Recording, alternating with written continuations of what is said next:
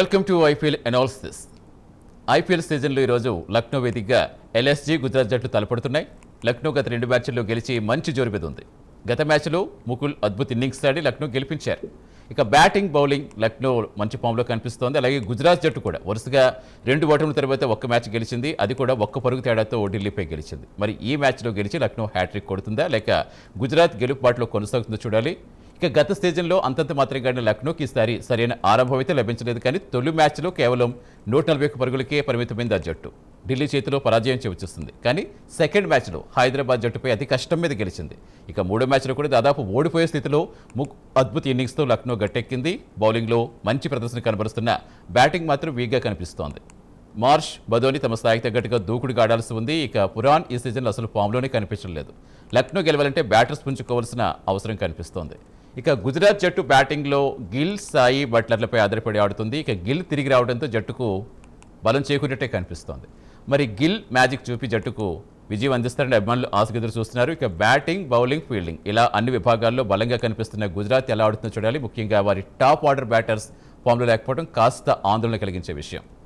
ఇక మ్యాచ్కి సంబంధించి అనలైజ్ చేసేందుకు మనతో పాటు జాయిన్ అవుతున్నారు సీనియర్ స్పోర్ట్స్ అనలిస్ట్ సుధీర్ గారు. నమస్తే సుధీర్ గారు.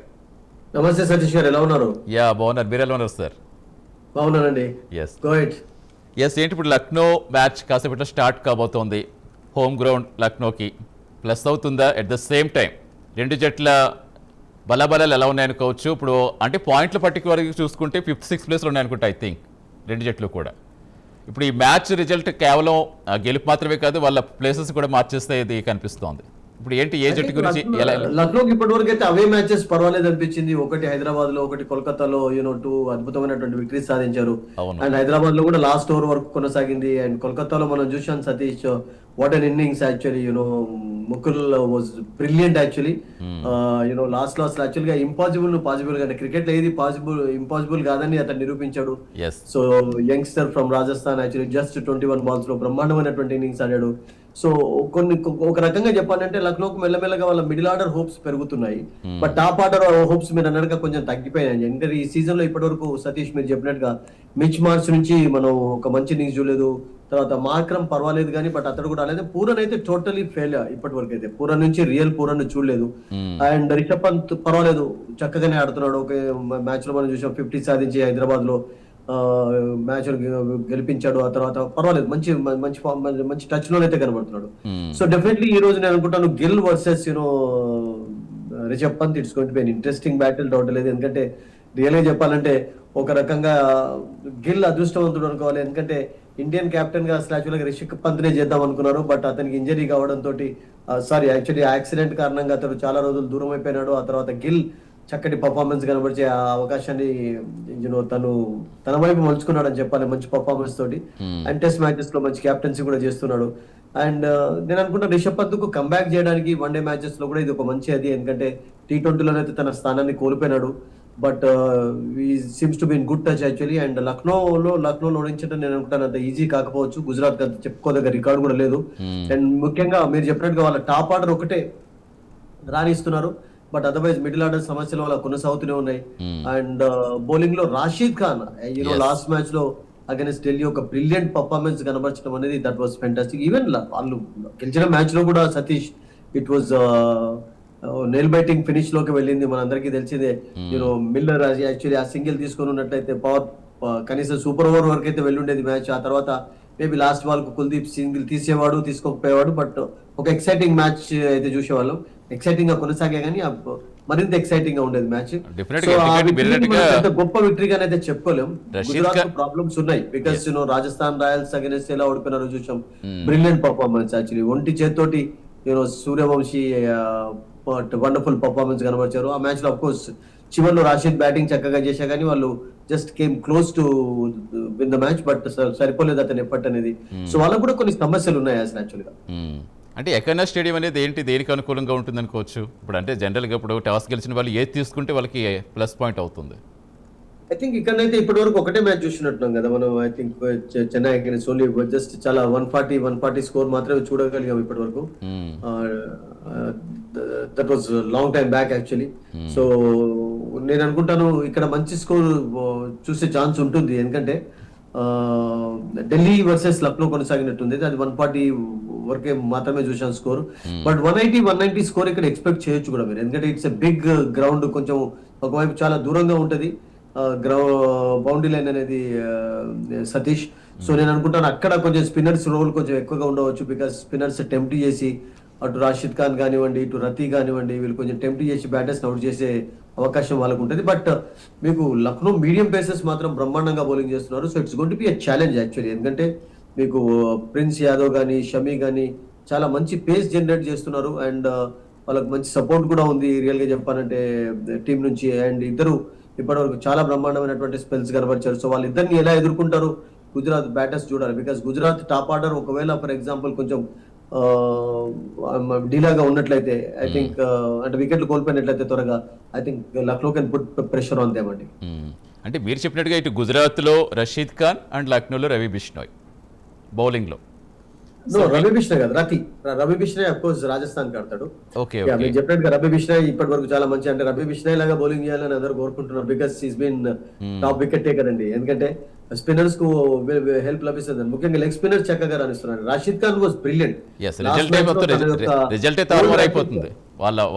రషీద్ ఖాన్ వచ్చాడంటే ఇంచుమించుగా అతను వాడే 4 ఓవర్లలో ఇంచుమించుగా రిజల్ట్ తారుమారు చేస్తే అంత అబ్సల్యూట్లీ 4 overs ఒకవేళ అతడు లాస్ట్ మ్యాచ్ లో ఇలానైతే బౌలింగ్ కనబడి అట్లా కొంచెం ప్రెషర్ క్రియేట్ చేసినట్లయితే, ఎందుకంటే బట్ ఇక్కడ Pooran is big hit middle order లో.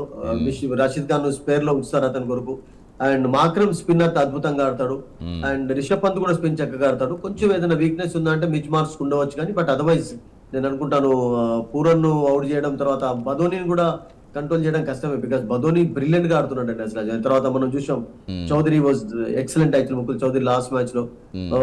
సో వాళ్ళకు ఐ థింక్ సమద్ కూడా మంచి బ్యాటింగ్ చేయగలుగుతాడు.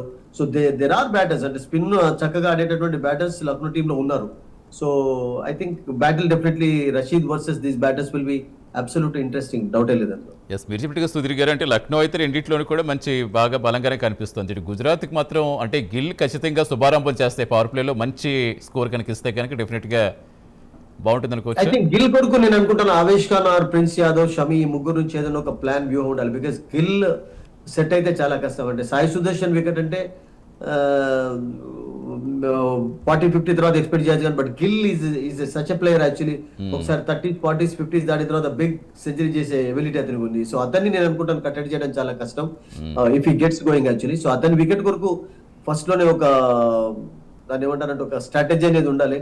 అండ్ బట్లర్ కూడా చాలా బ్రహ్మాండమైనటువంటి ఫామ్ లో ఉన్నాడు. లాస్ట్ మ్యాచ్ లో అయితే చూసాం కదా మనం, అద్భుతంగా ఆడాడు ఢిల్లీలో. సో ఐ థింక్ ఈ 3 టాప్ ఆర్డర్ ను కొంచెం కట్టడి చేయగలిగితే Lucknow bowlers they can have the hold in the match Satish. So చూద్దాం మరి ఏమవుతుందో మొత్తానికి ఇటు లక్నో గుజరాత్లో, ఎందుకంటే ఇద్దరికి కూడా మ్యాచ్ చాలా కీలకం. డెఫినెట్గా గుజరాత్కి మెయిన్ గా మరీ కీలకం. లక్నో అయితే కనీసం గుజరాత్ కంటే బౌలింగ్ లో ప్రాబ్లం లేదు, ప్రసిద్ధ్ కృష్ణ, సిరాజ్, రబడా పేసర్స్ ఉన్నారు. రషీద్ ఖాన్ బౌలింగ్ లో కొంచెం 2 టీమ్స్ కు ఈక్వల్ స్ట్రెంత్ కనబడుతుంది. బట్ లక్నో బౌలర్స్ రియల్ గా చెప్పాలంటే పాప్ ప్లే లో వికెట్లు తీస్తున్నారు, రన్స్ ఎక్కువగా ఇవ్వట్లేదు. దే ఆర్ క్రియేటింగ్ సమ్ కొంచెం దాన్ని ఏమంటారు ప్రెషర్ అనేది అయితే క్రియేట్ చేయగలుగుతారు అపోనెంట్ టీమ్ బ్యాటర్స్ పైన. సో అది ఒకవేళ ఈరోజు వర్కౌట్ అయినట్లయితే and that can be good for the home team. అంటే ఈ సీజన్లో పాయింట్లు కూడా కీలకం కాబట్టి పాయింట్లు వేసి చూసుకుంటే కొంచెం గుజరాత్ వెనకబడింది కాబట్టి డెఫినెట్గా మరి ఈ అబ్సల్యూట్లీ గుజరాత్ ఈ మ్యాచ్ లో ఓడిపోయినట్లయితే చాలా ప్రెషర్ లోకి వస్తారు, అండ్ లక్నో కొంచెం అడ్వాంటేజ్ అవుతుంది, ఎందుకంటే they can be in the race for the play offs actually. ఎందుకంటే మెల్లమెల్లగా ఫామ్ లోకి వస్తున్నారు. వాళ్ళకు Mitch Marsh and Markram top order లో మంచి ఫామ్ కనిపించి పూరన్ కొంచెం ఆ కాన్ఫిడెన్స్ ఇచ్చినట్టయితే they'll be very happy Satish. అంటే లక్నోకి హోమ్ గ్రౌండ్ కూడా బాగా ప్లస్ అవుతుంది అనుకోవచ్చండి సుధీర్ గారు. కావచ్చండి, ఎందుకంటే బికాస్ హోమ్ గ్రౌండ్ కావచ్చు, హోమ్ గ్రౌండ్ లో కొంచెం కండిషన్స్ వాళ్ళు చాలా ప్రాక్టీస్ చేసి ఉన్నారు కనుక ఐ థింక్ గుజరాత్ మంచి రికార్డ్ లేదు ఇక్కడ. గుజరాత్ రియల్ గా చెప్పాలంటే కొంచెం స్ట్రగుల్ అవుతున్నారు ఇక్కడ. సో దాన్ని క్యాపిటలైజ్ చేసుకునే ప్రయత్నం చేయాలి లక్నో డెఫినెట్లీ. అంటే ఎక్కడైనా కొంచెం స్లో పిచ్ అంటారు, స్పిన్నర్స్ కి అనుకూలంగా ఉంటుంది. అంత బాగా మీరు 250 260 లాంటి స్కోర్స్ జనరల్ గా ఎక్స్పెక్ట్ చేయం, బట్ 200 స్కోర్స్ కూడా చేశారు. లాస్ట్ టైం కూడా 200 స్కోర్ చేయడం చూసాం మనం. 200 వరకు చేయొచ్చు, 170 180 ఒకవేళ చేసి ఏవైతే ఎక్స్ట్రా రన్స్ ఉంటాయో అవన్నీ బోనస్ అవుతాయి ఇక్కడ. So I think team first batting ఒకవేళ ఫర్ ఎగ్జాంపుల్ 180+ స్కోర్ చేసింది అనుకోండి, కొంచెం కంట్రోల్ ఉంచుకోగలుగుతారు. అండ్ చేజింగ్ అనేది అంత ఈజీ కాకపోవచ్చు. సో చేజింగ్ చేయాలంటే అపోజిషన్ బ్యాటింగ్ ఫస్ట్ చేసే వాళ్ళని కొంచెం 160 లోపు కట్టడి చేస్తేనే కొంచెం ఛాన్స్ ఉంటుంది. బట్ అంతకంటే ఎక్కువ ఏదైనా టీమ్ స్కోర్ చేసినట్లయితే ఎనీ టీమ్ అయితే బట్ ఈ స్టేజ్ మ్యాచెస్ అన్ని కూడా హై వోల్టేజ్ లో కనిపిస్తున్నాయి ఇంచుమించుగా ఒక్కొక్క నిన్న బ్రిలియంట్ మ్యాచ్ చూసాం. Yes yes Chennai of course బోని కొట్టారు లాస్ట్ కు సతీష్. అండ్ ఫస్ట్ మ్యాచ్ కూడా పంజాబ్ వర్సెస్ హైదరాబాద్ రసవత్రంగా కొనసాగింది. హైదరాబాద్ యాక్చువల్లీ ఒక గోల్డెన్ ఆపర్చునిటీ మిస్ చేసుకున్నారు. 240, 250 స్కోర్ చేసేటటువంటి అవకాశాన్ని వాళ్ళు చేజార్చుకున్నారు. మిడిల్ లో చక్కగా బ్యాటింగ్ చేయలేదు వాళ్ళు. But it was both were good matches. And మరొక మంచి డబుల్ హెడర్ చూడబోతున్నాం. బికాస్ ఫస్ట్ డబుల్ హెడర్ తర్వాత సెకండ్ ఆల్సో మామూలు మ్యాచ్ కాదు. It's going to be very interesting one. Yes డెఫినెట్గా చూద్దాం ఎవరి లక్నో గుజరాత్లో మరి ఏ టీమ్స్ తన సత్తా చాటుతుందో. థ్యాంక్స్ ఫర్ సుధీర్ గారు, థ్యాంక్ యూ ఫర్ జాయినింగ్ అండి. ఇది ఇవాళ ఐపీఎల్ అనాలిసిస్.